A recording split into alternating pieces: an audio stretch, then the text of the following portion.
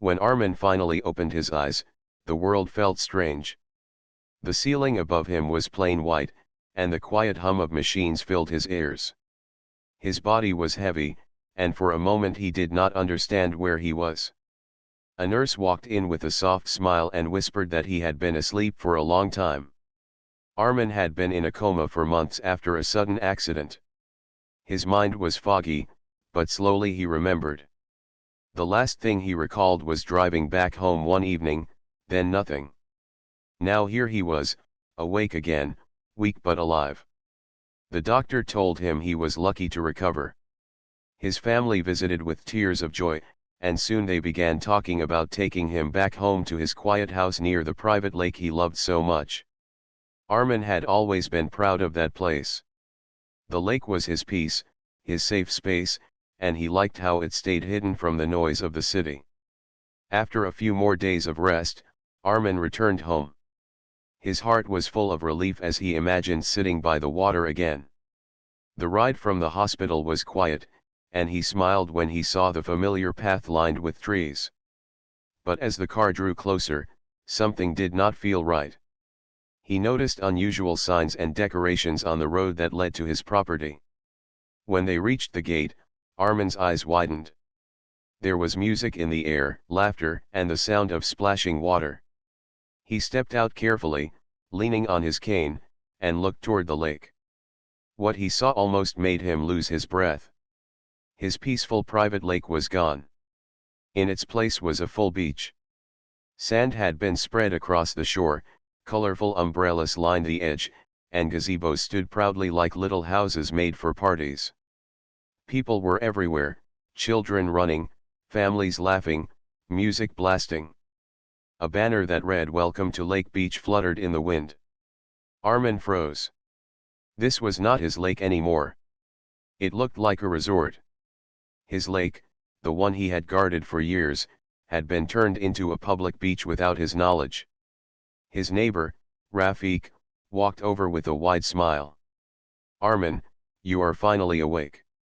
The Homeowners Association has done wonders while you were resting. Look at this. Isn't it beautiful?" Armin could not believe his ears. "Rafik, this is my lake. My private property. What happened here?" Rafik chuckled as if it was a small matter.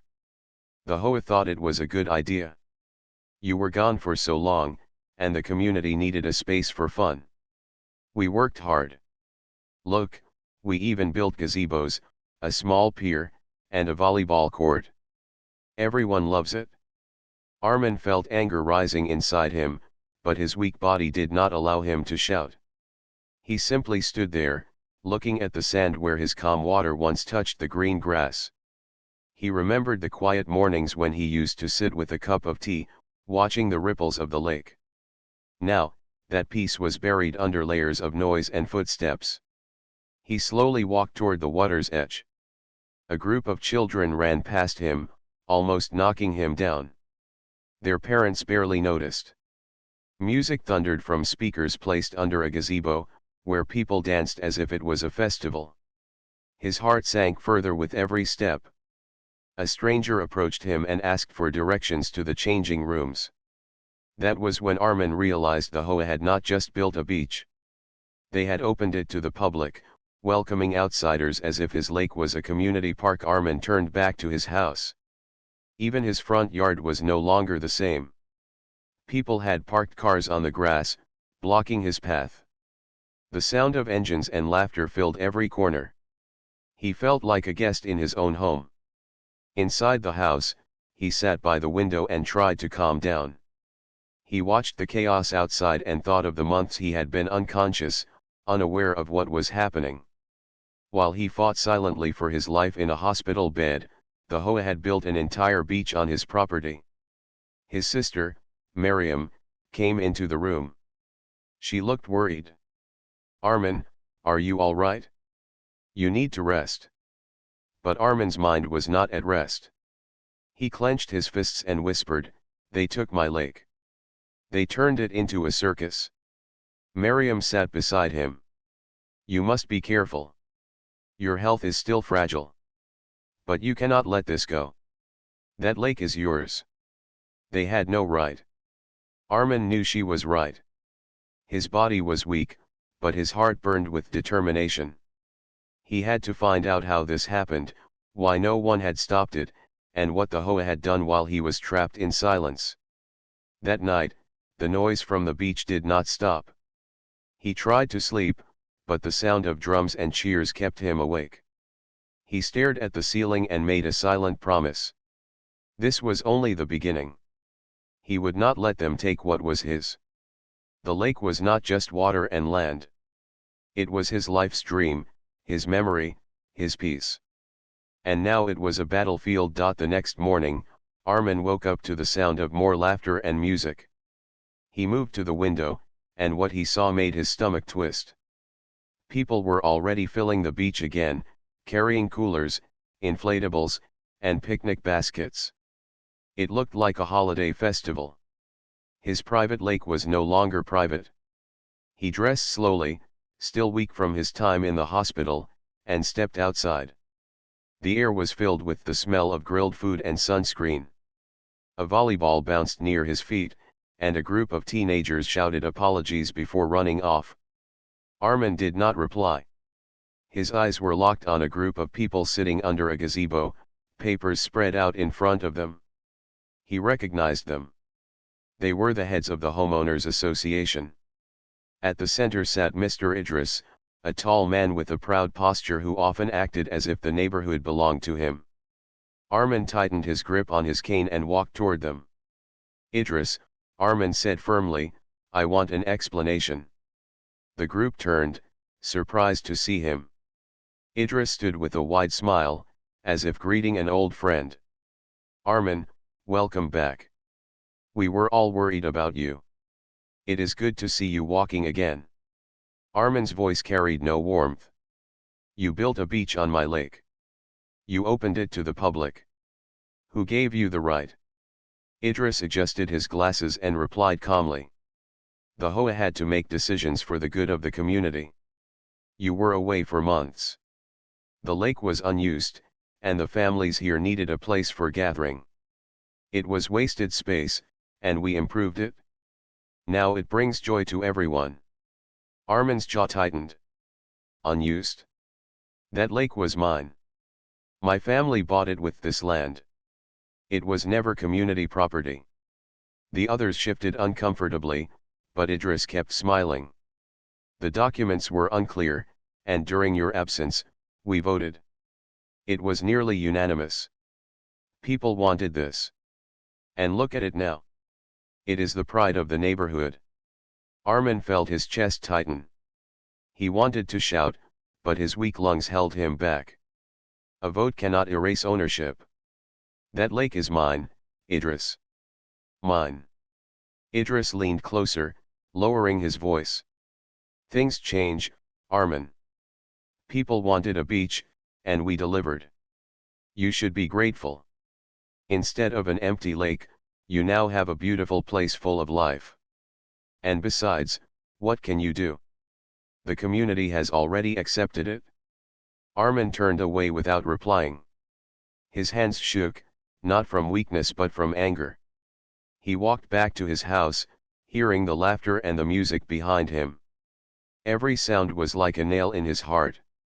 Inside, Miriam waited. She had been watching from the porch. What did they say? She asked. Armin sat down heavily. They claim they voted. They think my lake belongs to them now. Miriam's eyes widened. That is madness. We have the deed. The papers are in the drawer. This land and lake were bought by our father. No vote can change that. Armin nodded slowly. Then we will find those papers. If the law is on my side, they cannot take it away. For the next hour, Miriam searched through drawers and cabinets. Finally, she found the old folder with the documents inside. The papers clearly stated that the land, including the lake, belonged to Armin's family. Miriam placed them on the table with care. Here, she said with determination. This is the proof. You must show them. Armin picked up the deed and stared at it. Relief filled him, but also fear. He knew Idris would not accept defeat easily. The HOA had already invested in the gazebos, the sand, and the parties. They would not give up without a fight. Later that afternoon, Armin returned to the gazebo where the HOA members sat. He placed the documents on the table in front of Idris. "This," Armin said, "is the deed. The lake and land are mine. No vote changes that. You had no right to build anything here." Idris read the paper slowly, then looked up with a faint smile. "Interesting. But this will not be simple. The community has already adapted. If you try to remove what has been built, you will face anger from every family here. Do you want that burden on your shoulders?" Armin met his eyes without fear. "The burden is already on my shoulders. You took what was mine while I was helpless. I will not let it stand." The other HOA members whispered nervously. Some looked guilty, others stubborn. Idris remained calm, as if he had expected this. He leaned back and said, "Very well. If you want to challenge us, you must go through proper channels. File your complaints, bring your lawyers. Until then, the beach stays." Armin gathered the papers and walked away. He knew this was just the beginning of a long battle. The HOA had turned his quiet life into a storm, and Idris was ready to fight. That night, as fireworks exploded over the lake for another party, Armin sat by his window with Mariam. His body was weak, but his spirit was burning. "This is my home," he whispered. "I will take it back." Mariam placed a hand on his shoulder. "Then we will fight together." The lake shimmered under the fireworks, beautiful but no longer peaceful. It was no longer just water and land. It was now a war ground between one man and an entire association. The morning sun rose over the lake, reflecting off the water that was now crowded with floaters and boats. Armin stood on his porch, gripping his cane tightly. Every laugh and every cheer from the beach reminded him of what he had lost. He was tired, but he was not ready to surrender. Mariam joined him with 2 cups of tea. She handed him one and said, "We cannot delay. If we wait, they will make this beach permanent. They will claim it belongs to them forever." Armin nodded. "I need advice. I need someone who knows the law." He thought of his old friend, Salman, who had once worked as a lawyer in town. Though retired, Salman still had knowledge of property disputes. Mariam helped him into the car, and they drove to Salman's small house on the edge of the city. When Salman saw Armin, he was shocked. "You are awake. I heard about your accident. I thought you might never recover." Armin smiled faintly. "I did recover, but while I slept, they took my lake." Salman listened carefully as Armin explained everything: the sand, the gazebos, the parties, and Idris's claim that a vote had changed ownership. Salman shook his head in disbelief. "This is wrong," Salman said. "Votes cannot override property deeds. If the documents are clear, the lake is yours." "But Idris is clever. He knows the law too, and he will try to twist it. You must be prepared for a fight." Armin showed him the deed. Salman studied it and nodded. "This is strong proof. But you will need more. You must collect evidence of what they have done. Photographs, witnesses, records of expenses they made without your consent. If you take this to court, every detail will matter." Mariam leaned forward. "Can you help us?" Salman sighed. "I am retired, but I will guide you. You will need an active lawyer for the case. I can recommend one, but the process will take time. In the meantime, you must protect yourself. The HOA will try to pressure you. They might even spread lies that you abandoned the lake." Armin clenched his jaw. "Then I will not stay silent. I will gather proof." With renewed determination, Armin returned home. He began carrying a small notebook with him. Every day he wrote down what he saw: the number of cars parked on his lawn, the noise at night, the way strangers walked freely across his property. Miriam helped by taking photographs of the gazebos, the volleyball court, and the signs that read "Welcome to Lake Beach." One evening, Armin spotted Rafik again near the pier. Rafik waved cheerfully. "Armin, you should relax. Why fight? Join us. The lake is alive now. Everyone loves you for letting this happen." Armin's eyes hardened. "I did not let it happen. And I will not accept it." Rafik's smile faded. "Be careful, my friend. If you push too hard, the whole neighborhood may turn against you. They will say you are selfish." Armin walked away without answering. Deep inside, he knew Rafik was not entirely wrong. The families enjoyed the beach. Children laughed, parents socialized, and people treated it like a gift. To them, Armin was the enemy who wanted to take away their joy. That night, Armin sat at the dining table with Miriam. The documents and photographs were spread before them. "I must prepare for their resistance," he said. "Idris will not stop. He wants power, not peace." Miriam nodded. "We must stay calm. The truth is on our side. But we cannot stand alone. We need allies." Armin thought about it. There were a few neighbors who respected him and might support him if they knew the truth. Old Mrs. Jamila, for example, often complained about the loud music at night. And young Bilal, who lived nearby, once told Armin he missed the quiet mornings by the water. Perhaps not everyone was happy with the beach. The next day, Armin visited Mrs. Jamila. She welcomed him kindly, offering a seat in her garden. When Armin explained his struggle, her eyes filled with sympathy. "Idris is too proud," she said. "He thinks he can rule everyone. I never liked the beach. The noise keeps me awake, and strangers leave trash near my gate. If you fight this, you have my support." Armin felt hope rise in his chest. He then spoke with Bilal, who admitted he missed the lake's natural beauty. "I used to fish here in the mornings," Bilal said. "Now I cannot even find a quiet spot. If you need me, I will stand with you." With every conversation, Armin felt stronger. Not everyone loved the beach. Some had been silent, fearing Idris's influence, but they were ready to speak now that Armin had returned.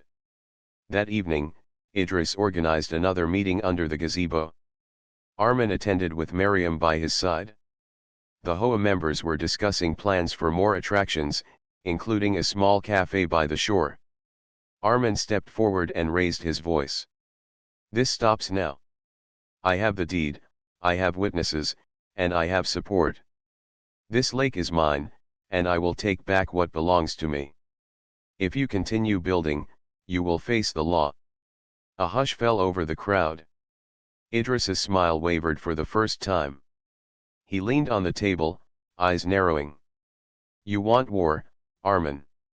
Then you shall have it." The neighbors watched silently, some nodding in agreement with Armin, others looking nervous. The battle lines were being drawn. That night, Armin returned home with Miriam. The weight of the fight ahead pressed heavily on him, but his spirit did not bend. For the first time since waking from the coma, he felt alive with purpose. The lake shimmered in the moonlight, no longer peaceful, but full of promise. The fight had begun. The days that followed were filled with tension. The once friendly neighborhood had split into two sides. Some families stood with Idris and the HOA, enjoying the beach and its lively atmosphere. Others quietly supported Armin, wishing for the return of peace and privacy. Armin walked through his yard each morning with his notebook. He recorded everything: the trash left behind, the broken fence from careless visitors, the loud music that shook the windows late into the night. Miriam continued taking photographs, capturing each problem as evidence. Together, they built a case. But Idris was not idle.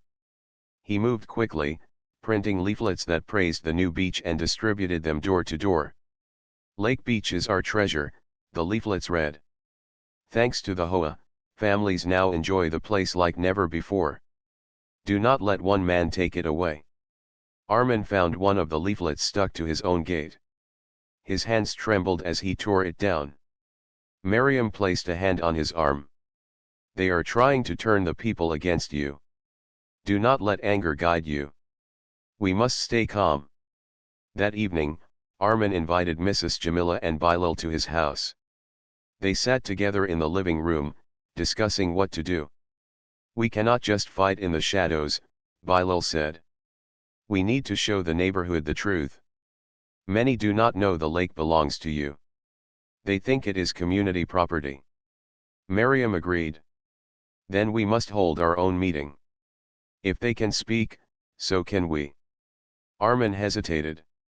His voice was still weak, and standing for long periods tired him quickly.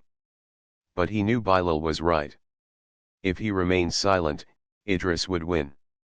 2 days later, Armin called for a neighborhood gathering. He set up chairs in his backyard, facing the lake. When the families arrived, some looked curious, others cautious. Idris himself appeared, standing near the back with folded arms and a faint smirk. Armin stood with the deed in his hand. His cane supported him, but his voice was clear. This lake and land belong to my family. Here are the papers to prove it.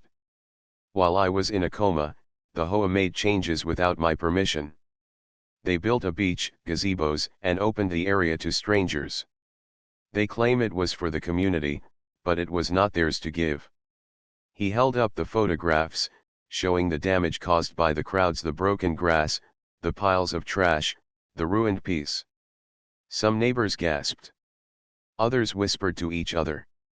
Mrs. Jamila spoke next. The noise keeps me awake every night. I never wanted this beach. It brings nothing but disturbance. Bilal added, I miss the quiet mornings by the water. The lake was beautiful before, now it feels like a carnival. We should respect Armin's right to his land. For a moment, there was silence. Then Idris stepped forward, his smile sharp. Do not be fooled. Yes, he owns the land, but what has he done for the community? Nothing. While he was away, we gave this neighborhood joy. Look at the children playing, the families gathering. Do you want to take that away because of one man's selfishness? A murmur spread through the crowd. Some nodded in agreement with Idris. Others looked uncertain. The division was clear. Armin raised his hand. This is not about selfishness. This is about respect. If you wanted a place to gather, you should have asked me. Instead, you took advantage of my absence. You turned my peace into chaos. If you believe this is fair, then you have no respect for ownership or for me. His words struck deeply. Some neighbors lowered their heads, ashamed. Others crossed their arms, unwilling to listen. The meeting ended without resolution. Idris left with a cold smile, but Armin saw doubt in some faces. The truth had reached them, even if they were afraid to admit it. That night, Idris acted quickly. He called for an HOA meeting in the clubhouse and invited everyone. There he spoke passionately, warning that Armin planned to destroy the beach and take away their fun. He promised new improvements, a floating dock, more gazebos, even food stalls. His words excited many, and cheers filled the room. The next morning, construction materials arrived near the shore. Workers unloaded wood and tools. Idris was moving fast, trying to secure his vision before Armin could stop him. Armin watched from his window, his chest heavy with frustration. They are building more, he said to Miriam. If this continues, it will never end. Miriam placed the folder of documents on the table. Then we must act now. We must take this to court before it is too late. Armin nodded. He called Salman, who connected him with a young lawyer named Faraz. The next day, Faraz visited the house. He was energetic and determined, with sharp eyes that seemed to notice every detail.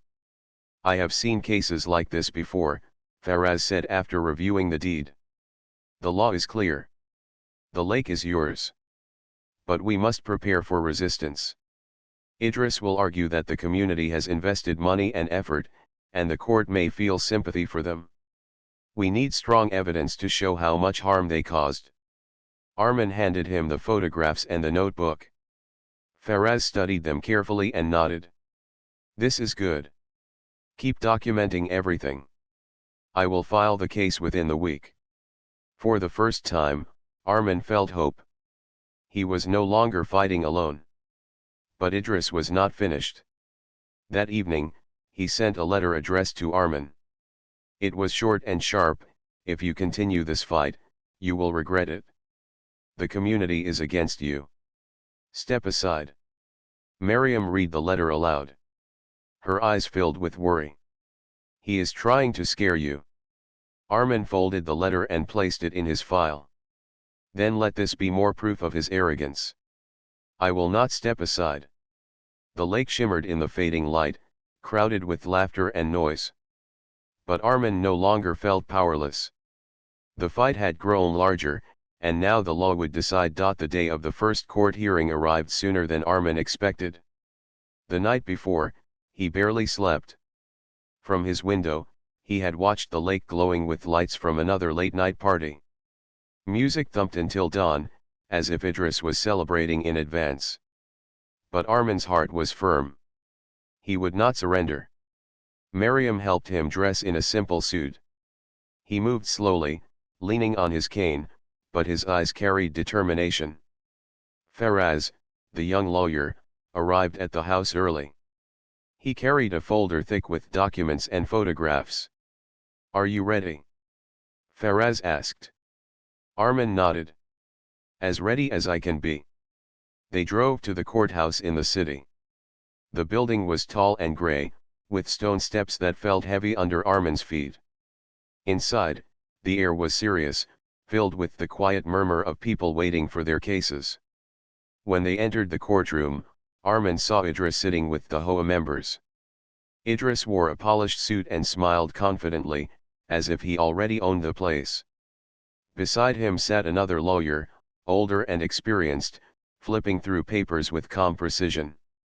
The judge entered, and the room rose in respect. Armin sat down slowly, his cane resting by his side. His hands trembled slightly, but he held his head high. Faraz stood first. Your Honor, we represent Mr. Armin, the rightful owner of the land and lake in question. The documents clearly state his ownership. While he was in a coma, the Homeowners Association unlawfully built structures and opened his private property to the public without his consent. We seek the court's order to return full control of the land to its rightful owner. He handed the deed to the judge, who studied it carefully. Idris's lawyer rose next. His voice was smooth and commanding. Your Honor, while it is true that the deed lists Mr. Armin as the owner, the reality of the situation is different. The lake was left unused for years. During Mr. Armin's absence, the community transformed it into a public space that now benefits dozens of families. Significant money and effort have been invested. To take it away now would cause harm to the community. We ask the court to recognize the collective interest. Murmurs filled the room. Armin felt a wave of anger but kept quiet. He knew this battle would not be simple. Faraz presented the photographs, the trash, the broken fences, the noise, the letter Idris had sent. This is not improvement, Faraz argued. This is destruction of private property. Mr. Armin never gave permission. Ownership is clear. The community cannot steal what belongs to one man simply because they wish to use it. The judge listened carefully, asking questions about timelines and permissions. Armin was asked to stand and speak. His voice was steady though his body was weak. I woke from a coma to find my lake turned into a carnival, he said. That lake was my peace, my family's treasure. They built on it without asking, without respect. This is not about selfishness. This is about what is right. If ownership means nothing, then none of us are safe. His words carried weight. Even some of Idris's supporters shifted uncomfortably in their seats. Idris's lawyer replied sharply. With respect, Your Honor, Mr. Arman was absent for many months. The community could not wait forever. We acted for the greater good. The lake now serves everyone, not just one man. We cannot punish the majority for the absence of one individual. The judge leaned back, deep in thought. This is a serious matter, he said. Property rights must be respected, but the court must also consider the impact on the community. I will review the evidence carefully. For now, construction must be paused until a final decision is made. The gavel struck, and the hearing ended. Outside the courtroom, Idris approached Arman with his usual smile. You spoke well, but this is bigger than you. The people want the beach. You cannot fight everyone. Arman met his eyes calmly. I do not need to fight everyone. I only need to fight for what is mine. Idris's smile faded for a brief second, but he quickly recovered and walked away. Faraz placed a reassuring hand on Arman's shoulder. This is only the beginning. We must prepare for the next hearing. The judge is careful, but the law is on your side. Do not lose hope. Back home, Miriam greeted them with anxious eyes. What happened? Arman explained everything, and Miriam breathed with relief.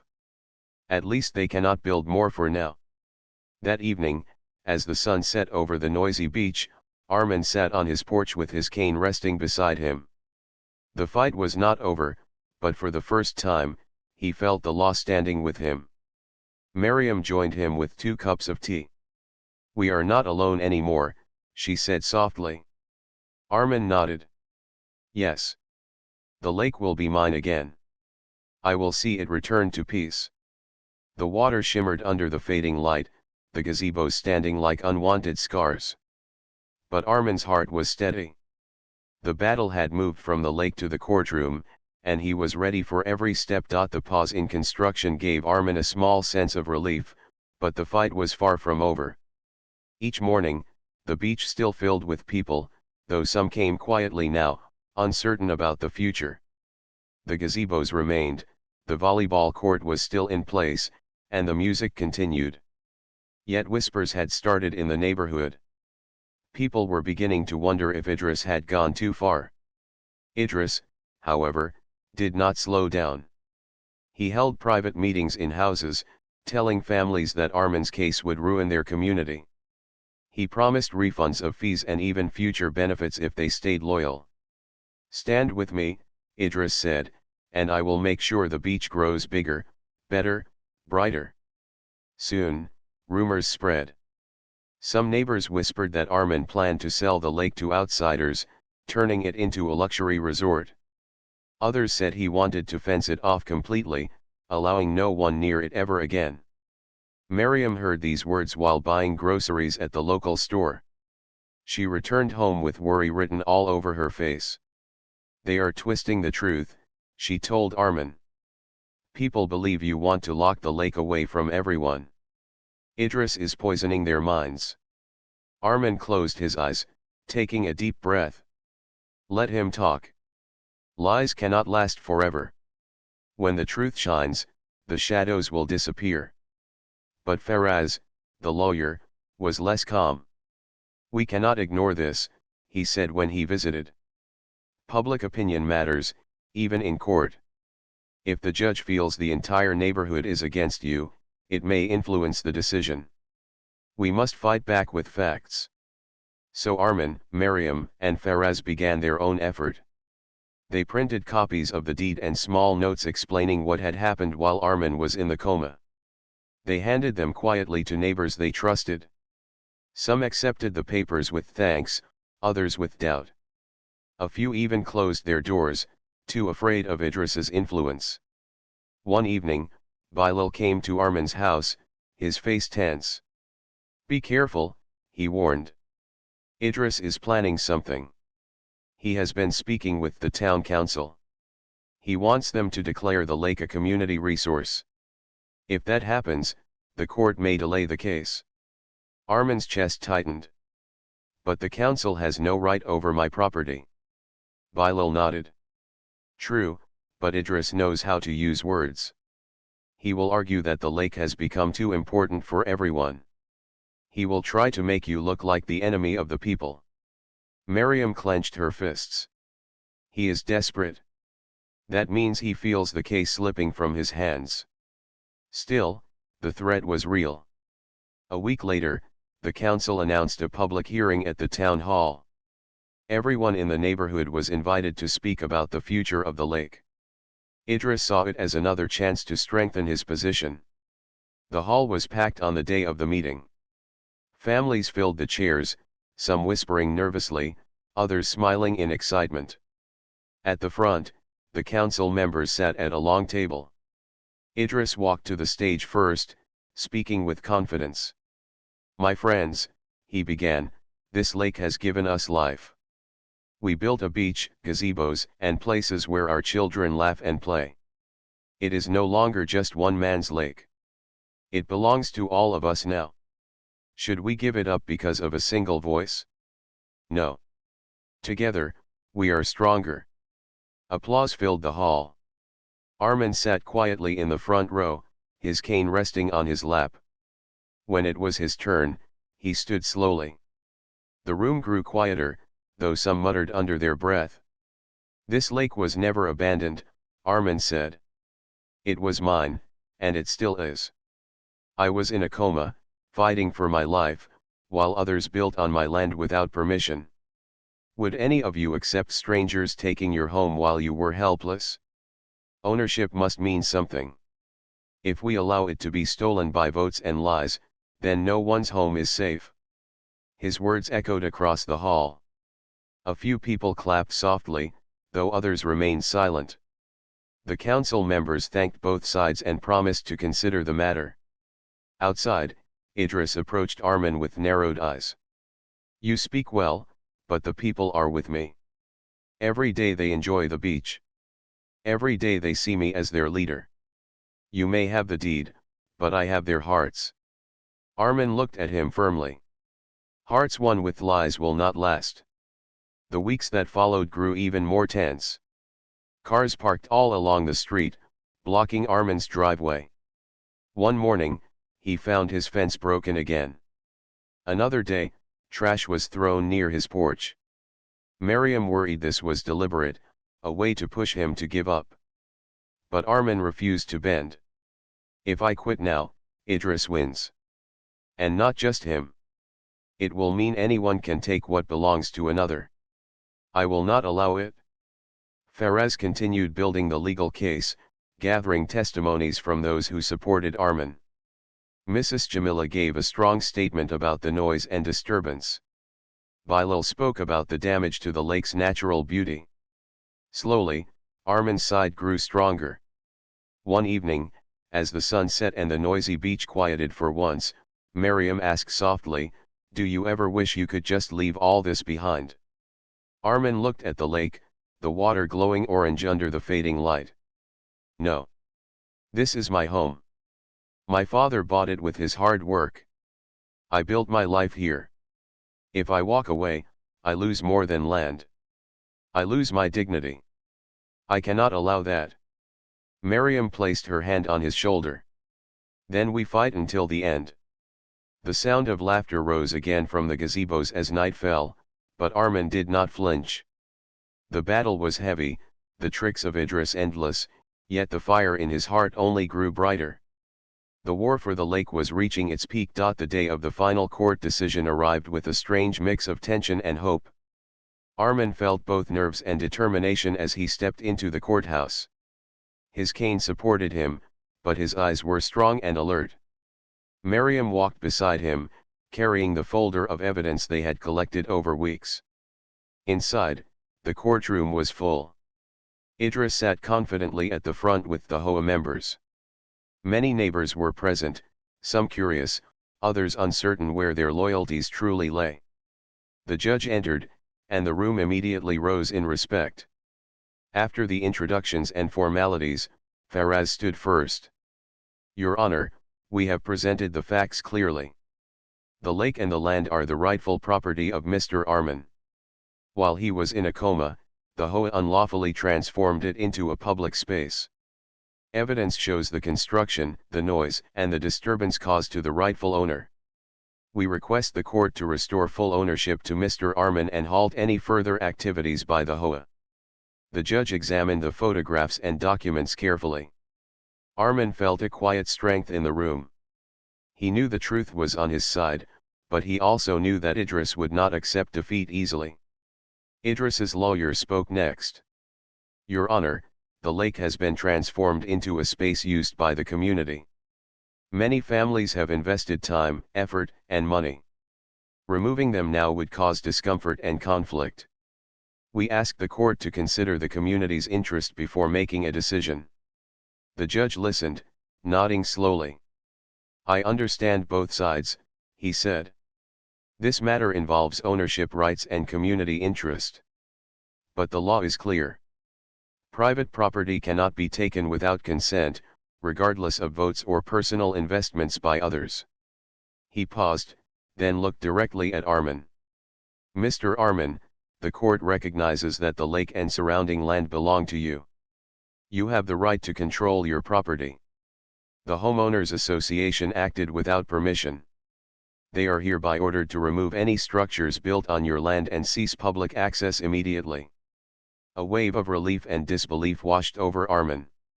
His knees trembled slightly, and he gripped his cane tightly. Miriam squeezed his hand. It's over, she whispered. Idris's face fell. The confident smile was gone. He muttered under his breath, unable to accept the court's decision. The HOA members shifted uneasily, realizing their efforts had been in vain. Faraz approached Armin with a smile. The law is on your side, Armin. Your patience and courage paid off. Now you have full control again. Outside the courthouse, the news spread quickly. Some neighbors came to congratulate Armin, admitting that they had supported Idris out of fear, but now understood the truth. Mrs. Jamila hugged him tightly. You never gave up. You protected what was yours, and you taught us all a lesson in justice. Bilal stood nearby, smiling. I never doubted you for a moment. The lake is finally peaceful again. Back at the house, Armin returned to the lake. The gazebos had been removed, the sand cleared, and the water reflected the sky as it had before the chaos began. For the first time in months, he felt the quiet peace he had longed for. Children played only on the small public park nearby, not on his property. The lake belonged to him again, exactly as it should. Miriam walked beside him. It feels like home again, she said softly. Armin nodded. He dipped his hand into the water, feeling the cool surface ripple beneath his fingers. This is not just land or water, he said. It is memory, it is life, it is peace. And now it is mine once more. Over the next few weeks, Armin focused on restoring the lake fully. He planted flowers along the shore, repaired the fence, and cleaned up the remaining signs of the beach. Neighbors who had supported him helped quietly, wanting to make amends for the months of confusion. Idris never returned to the lake. His attempts to influence the community faded, and people slowly realized the truth of Armin's rights. The neighborhood returned to normal, but with a new respect for the boundaries of property and the strength of one determined individual. One evening, Armin sat on the small dock he had repaired, watching the sunset over the peaceful water. Miriam brought a tray with tea, and they sat together, listening to the gentle lapping of the waves. You fought for this, Miriam said, smiling. It was not easy, but you never gave up. Armin smiled back, feeling tired but content. It was not just me. You, Faraz, and those who believed in the truth helped. We all fought together. And now, this lake is peaceful again. That is what matters. As the sun dipped below the horizon, the water glowed orange and gold. The lake was calm, the shore empty, and the night air carried the quiet sound of nature. Armin finally felt the deep peace that had been stolen from him months ago. For the first time since waking from the coma, he breathed fully, knowing the battle was over, justice had been served, and his lake, his home, was safe once again. Armin whispered softly to himself, "This is my lake, my life, my peace. And I will protect it forever." The stars began to shine above, reflecting in the water, and the lake remained silent, still, and beautiful just as it had always been meant to be.